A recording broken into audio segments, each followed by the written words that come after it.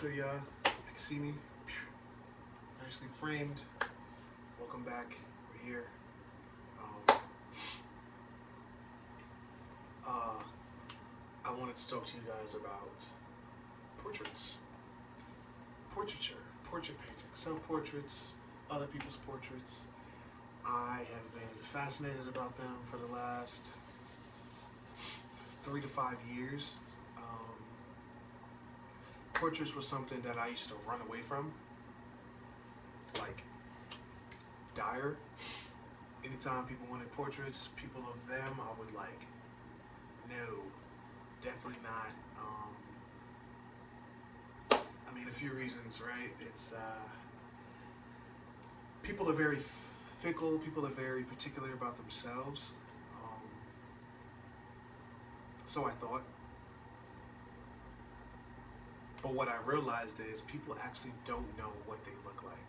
People actually don't know what they look like until they see it, and then they can recognize these like features and things about them, or at least they don't know what they look like to me, right? Because if I'm painting you, this is my perspective through my eyes on how I see you. You know what I'm saying? Um, and I don't think that's talked about enough when doing portraits. Yeah.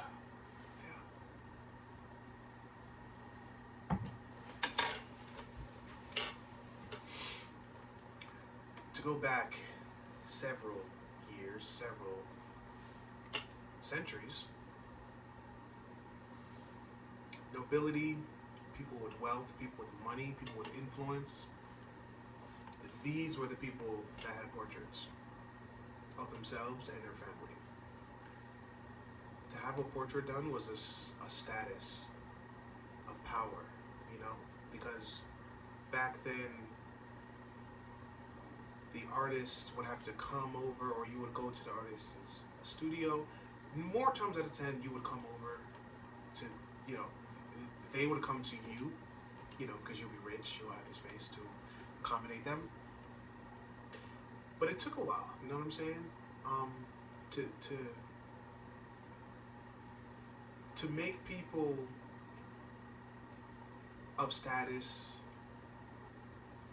have to stop moving for a certain amount of time costs money. You know, definitely when like the head of the household was involved in this portrait, you know, they could, you know, right, they would be in a meeting making money or doing other things, right? So it's like the fact that you was able to do this was a money. It was like a flex on its own to be able to even afford to stop moving long enough to get your portrait done, right? There wasn't no cameras, not in the beginning, right? Obviously, cameras came up in about 1800s, I believe, somewhere around there. But, you know, but until then, right, it was a slower process. Mostly with the oil paints, even though these artists were they were skilled, super skilled. They were able to capture every detail from a look, from a glance. You know, even if people were moving, I'm sure, you know, they were trained professionals. This was like an actual, I mean, it still is, right? But it was more of the technical aspect of it because people wanted like realistic depictions of themselves for the most part, right?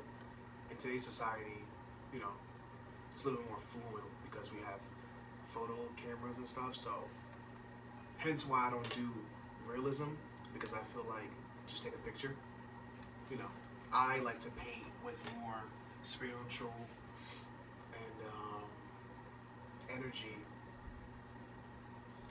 of the person rather than like the physical of the person. Even if, you know, even though I do capture um, physical aspects of, you know, my subjects, of course, what makes them them, like I was saying in the last video.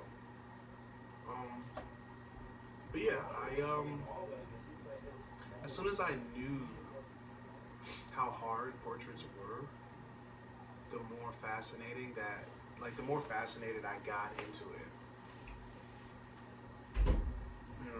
Because from my perspective, it was like this taboo, you you don't really, unless, you know what I'm saying, like, you don't go there unless you're ready to go there, type shit, you know.